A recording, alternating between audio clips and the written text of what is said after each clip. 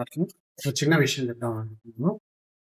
నేను 20+ ఇయర్స్ అంటే 21 ఇయర్స్ నుంచి నేను టీచింగ్ ఫీల్డ్‌లో ఉన్నాను. యాక్చువల్‌గా చాలామంది టీచర్స్ ఇది ఫేస్ చేస్తుంటారు.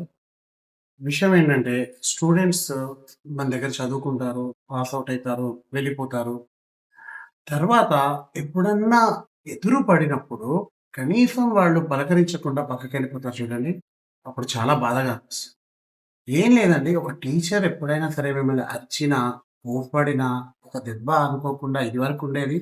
వేసినా సరే, ఆ పర్టిక్యులర్ సిట్యుయేషన్‌ని ఉద్దేశించుకొని తప్పితే, వాళ్ళకి పర్సనల్ గ్రడ్జెస్ ఎప్పుడూ ఉండదండి టీచర్స్ అనేది.